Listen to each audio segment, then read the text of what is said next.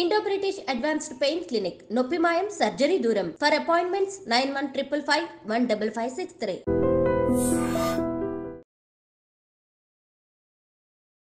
ఇవాల్టి మన guest VCS IT solutions founder and CEO Shivakrishna గారు ఉన్నారు. వారితో మాట్లాడదాం. నమస్తే సార్. నమస్తే madam. So full stack web development ఇప్పుడు ఎక్కువగా సెర్చ్ చేస్తున్న వర్డ్ అండ్ ఎక్కువగా దాని గురించి తెలుసుకోవాలనుకుంటున్నారు. అసలు ఏంటిది, ఈ కోర్సుకు సంబంధించి పూర్తి డీటెయిల్స్ చెప్తారా? Okay madam. Full stack web development అంటే ఏంటంటే ఫస్ట్ అసలు ముందు మనకి వెబ్ డెవలప్మెంట్ అంటే ఏంటో తెలియాలి. వెబ్ డెవలప్మెంట్ అంటే ఏంటంటే to develop the web application. Okay.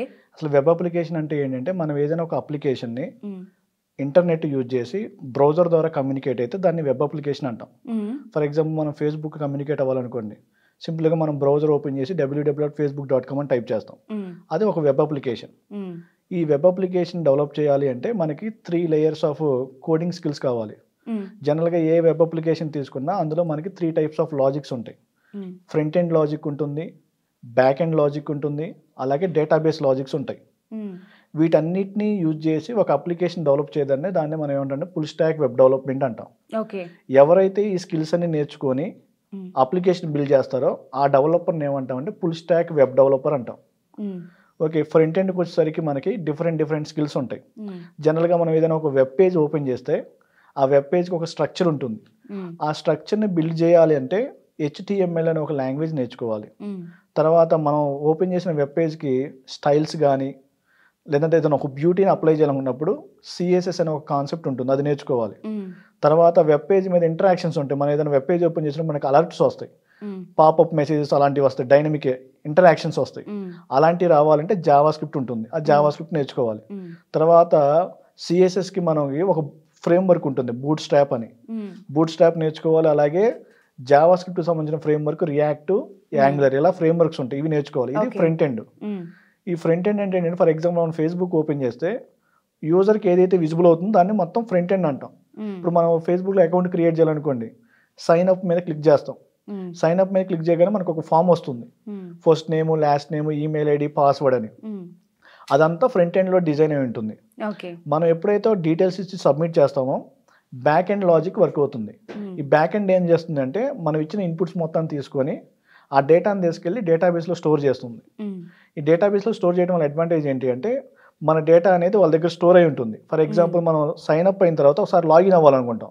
ఈ లాగిన్ అయ్యేటప్పుడు ఏం చేస్తాం, మనం యూజర్ నేమ్, పాస్వర్డ్ ఇస్తాం. మన డేటా వాళ్ళ దగ్గర లేదనుకోండి, అది ఏది ఇచ్చినా లాగిన్ అవుతుంది పేజ్.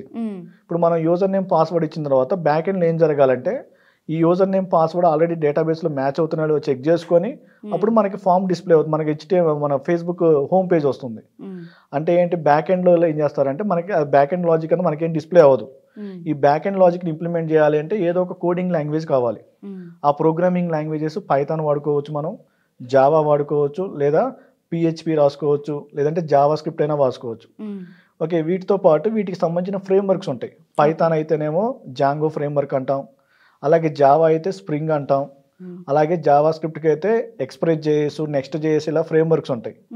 తర్వాత డేటాబేసెస్, ఈ డేటాబేస్తో కమ్యూనికేట్ అవ్వాలంటే SQL అనే ఒక లాంగ్వేజ్ తెలిసి ఉండాలి. ఈ SQLని యూజ్ చేసి మనం డేటాబేస్తో కమ్యూనికేట్ అవుతాం. మనకి డేటాబేసెస్ అనేవి నెంబర్ ఆఫ్ టైప్స్ ఉంటాయి. ప్రజెంట్ మార్కెట్లో బాగా పాపులర్ అవుతున్నాయంటే రిలేషనల్ డేటాబేసెస్, అలాగే నాన్ రిలేషనల్. రిలేషనల్కి వచ్చేసరికి మనకి ఒరాకిల్ డేటాబేస్ ఉంటుంది, అలాగే MySQL ఉంటుంది, అలాగే మైక్రోసాఫ్ట్ SQL సర్వర్, ఏదో ఒక డేటాబేస్ సర్వర్ కావాలి మనకి. అలాగే నాన్ రిలేషనల్ అనుకోండి, అంటే రిలేషనల్లో మనకి డేటా అనేది టేబులర్ ఫార్మేట్లో స్టోర్ అవుతుంది. అదే నాన్ రిలేషనల్ అనుకోండి, డేటా అనేది మనకి గ్రాఫ్స్ కానీ లేకపోతే డాక్యుమెంట్ ఫార్మేట్లో కానీ స్టోర్ అవుతుంది. ఈ నాన్ రిలేషనల్లో బాగా పాపులర్ అవుతున్న డేటాబేస్ MongoDB. అంటే మనకి ఒక MongoDB తెలిసి ఉండాలి, అలాగే ఒక రిలేషనల్ డేటాబేస్ తెలిసి ఉండాలి, అలాగే ఫ్రంట్ ఎండ్, అలాగే బ్యాక్ ఎండ్, ఇవన్నీ యూజ్ చేసుకొని మనం ఒక అప్లికేషన్ డెవలప్ చేయడాన్ని మనం ఏమంటాం అంటే ఫుల్ స్టాక్ వెబ్ డెవలప్మెంట్ అంటాం. ఈ అప్లికేషన్ ఎవరైతే డెవలప్ చేస్తారో వాళ్ళని ఫుల్ స్టాక్ వెబ్ డెవలపర్ అంటాం. ఓకే. నెక్స్ట్ మనకి మార్కెట్లో different full stack development jobs ఉన్నాయి. ఏంటి సార్ అవన్నీ? పైథాన్ ఫుల్ స్టాక్ అంటాం, జావా ఫుల్ స్టాక్ అంటాం, అలాగే మెన్ స్టాక్ అంటాం, మీన్ స్టాక్ అంటాం. ఇప్పుడు మన ఎగ్జాంపుల్ మనం పైథాన్ ఫుల్ స్టాక్ నేర్చుకున్నాం అనుకోండి, ఈ పైథాన్ ఫుల్ స్టాక్ నేర్చుకోవాలంటే మనకి ఫ్రంట్ ఎండ్లో జావా స్క్రిప్ట్ వాడుకుంటాం, బ్యాక్ ఎండ్కి వచ్చేసరికి పైథాన్కి సంబంధించిన జాంగో ఫ్రేమ్వర్క్ ఉంటుంది, డిజాంగో అంటాం. ఓకే. జాంగో వెబ్ ఫ్రేమ్వర్క్ నేర్చుకొని మనం వెబ్ అప్లికేషన్ బిల్డ్ చేస్తాం. ఒక్క జాంగోనే కాదు, డిఫరెంట్ ఫ్రేమ్వర్క్స్ ఉన్నాయి. బాగా పాపులర్ అవుతుంది అంటే జాంగో ఫ్రేమ్వర్క్. అలాగే మనం జావాతో ఫుల్ స్టాక్ వెబ్ డెవలప్మెంట్ చేయాలనుకున్నప్పుడు బ్యాక్ ఎండ్లో జావా వాడుకొని జావాకి సంబంధించిన ఫ్రేమ్వర్క్ వాడుకుంటాం. స్ప్రింగ్ కానీ హైబర్నెట్ కానీ ఏదో ఒక ఫ్రేమ్వర్క్ వాడుకుంటాం. అలా కాదు, నాకు ఫ్రంట్ ఎండ్ ఒక లాంగ్వేజ్, బ్యాక్ ఎండ్ ఒక లాంగ్వేజ్ కాకుండా ఒక లాంగ్వేజ్ని నేను ఫ్రంట్ ఎండ్ బ్యాక్ ఎండ్ వాడుకోవాలనుకున్నప్పుడు మనం మెన్ స్టాక్ కానీ మీన్ స్టాక్ కానీ వెళ్తాం. ఈ మెన్ స్టాక్ అంటే ఏంటంటే Mongo DB, Express JS, React JS, Node JS. ఇక్కడ ఫ్రంట్ ఎండ్ బ్యాక్ ఎండ్ వచ్చేసరికి మనం జావా స్క్రిప్ట్ వాడతాం. అంటే జావా స్క్రిప్ట్ మనం ఫ్రంట్ ఎండ్లో వాడుకోవచ్చు, బ్యాక్ ఎండ్లో వాడుకోవచ్చు. అలాగే మీన్ స్టాక్ అంటే ఏంటంటే Mongo DB, Express JS, Angular JS వాడతాం. ఇక్కడ మెన్లోనేమో రియాక్ట్ వాడుకుంటాం, ఇక్కడ మీన్లోనేమో యాంగులర్ జేఎస్ వాడతాం. ఈ రెండింటికి బ్యాక్ ఎండ్ లాంగ్వేజ్ జావా స్క్రిప్టే వాడతాం. ఓకే, ఇక్కడ శాలరీస్ కూడా డిఫరెంట్గా ఉంటాయి. పైథాన్ ఫుల్ స్టాక్ డెవలప్మెంట్కి ఒక రేంజ్ శాలరీస్ ఉంటాయి, జావా ఫుల్ స్టాక్ డెవలప్మెంట్ వాళ్ళకి ఒక రేంజ్ ఆఫ్ శాలరీస్ ఉంటాయి, అలాగే మెన్ స్టాక్ మీన్ స్టాక్ వాళ్ళకి కూడా ఒక రేంజ్ ఆఫ్ శాలరీస్ ఉంటాయి. ఓకే, ఎవరైతే నాకు ఒక కోడింగ్ లాంగ్వేజ్ని నేను ఫ్రంట్ బ్యాక్ వాడుకోవాలనుకున్నప్పుడు మెన్ కానీ మీన్ కానీ ఈ రెండింటిలో ఏదో ఒకటి సెలెక్ట్ చేసుకోవచ్చు. లేదు నేను పైథాన్ వాడుకున్నప్పుడు పైథాన్ ఫుల్ స్టాక్, లేదా జావా అయితే జావా ఫుల్ స్టాక్. ఎవరికి అసలు కోడింగ్ నాలెడ్జ్ లేకపోతే పైథాన్ ఫుల్ స్టాక్ నేర్చుకోవడం చాలా బెటర్. ఓకే, అంటే పైథాన్లో కోడింగ్ అనేది కొంచెం తక్కువ ఉంటుంది. మనం జావాతో పోల్చుకుంటే అంత సింటాక్సెస్ కానీ అవి ఏమి ఉండవు. ప్లస్ మీరు పైథాన్ నేర్చుకుంటే ఫ్యూచర్లో మనం market trending domains like as an artificial intelligence కానీ, డేటా సైన్స్ కానీ, డేటా అనలిటిక్స్ కానీ ఇలా మూవ్ అవుతున్నప్పుడు కూడా పైథాన్ యూజ్ అవుతుంది అక్కడ కూడా. అందుకని మ్యాక్సిమం బెస్ట్ చాయిస్ ఏంటంటే పైథాన్ ఫుల్ స్టాక్ నేర్చుకోవడం. ఓకే, ఈ పైథాన్ ఫుల్ స్టాక్ నేర్చుకోవాలి అంటే మినిమం 5 to 6 months టైం. అంటే ఏ ఫుల్ స్టాక్ నేర్చుకోవాలనుకున్నా 5 to 6 months పడుతుంది. ఈ 5 to 6 months full stack web development course అయిపోయిన తర్వాత మనం ఓన్గా ప్రాజెక్టులు బిల్డ్ చేసుకోవాలి.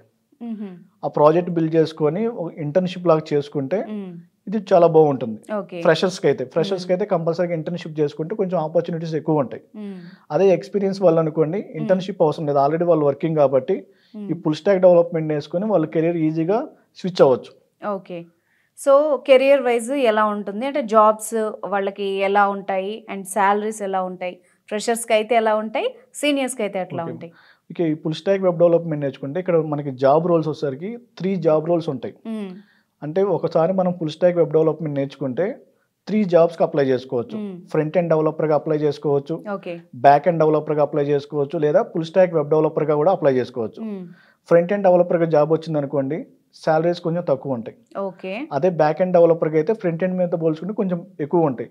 ఫర్ ఎగ్జాంపుల్ ఫ్రంట్ ఎండ్లో స్టార్టింగ్ సాలరీ ఫ్రెషర్కి 3 lakhs వచ్చింది అనుకోండి, అదే బ్యాక్ ఎండ్ అయితే స్టార్టింగ్ 4 lakhs ఉంటుంది. అదే ఫుల్ స్టాక్ వెబ్ డెవలపర్గా ఫ్రెషర్గా జాబ్ వస్తే 6 to 7 ఉంటుంది స్టార్టింగ్ శాలరీ. అది శాలరీస్ కూడా కంపెనీ నుంచి కంపెనీకి కొంచెం చేంజ్ అవుతూ ఉంటాయి. For example product based company అనుకోండి ఒక రేంజ్ ఆఫ్ శాలరీస్ ఉంటాయి, సర్వీస్ బేస్డ్ అయితే ఒక రేంజ్ ఆఫ్ శాలరీస్ ఉంటాయి, స్టార్ట్అప్ అయితే ఒక రేంజ్ ఆఫ్ శాలరీస్ ఉంటాయి. అలాగే ఈ శాలరీస్ కూడా లొకేషన్ మీద కూడా డిపెండ్ అయి ఉంటాయి. ఫర్ సపోజ్ హైదరాబాద్ లొకేషన్ అనుకోండి ఒక రేంజ్ ఆఫ్ శాలరీస్ ఉంటాయి. అదే బెంగళూరు లొకేషన్కి వెళ్ళామనుకోండి ఒక రేంజ్ ఆఫ్, అది సేమ్ కంపెనీ అయినా బెంగళూరు లొకేషన్కి వెళ్తే ఒక రేంజ్ ఆఫ్ శాలరీస్ ఉంటాయి. శాలరీస్ అనేవి లొకేషను అలాగే కంపెనీ నామ్స్ ప్రకారం చేంజ్ అవుతూ ఉంటాయి. మినిమం అయితే ఫ్రంట్ ఎండ్ డెవలపర్కి 3 lakhs ఉంటుంది, బ్యాక్ ఎండ్ డెవలపర్కి మినిమం 4 lakhs ఉంటుంది, అదే ఫుల్ స్టాక్ డెవలపర్కి అయితే 6 lakhs ఉంటుంది. సో ఇది నేర్చుకున్న వాళ్ళకి ఫర్దర్గా అంటే ఏఐ తర్వాత చాలా డెవలప్మెంట్స్ జరిగాయి కదా, ఫర్దర్గా ఎలా ఉంటుంది కెరియర్ అనేది? ఓకే, ఫుల్ స్టాక్ డెవలప్మెంట్ నేర్చుకున్న వాళ్ళకి కెరీర్ చాలా బాగుంటుంది. ఎందుకంటే ప్రతి అప్లికేషన్ డెవలప్ లేకుండా ఏమీ ఉండదు.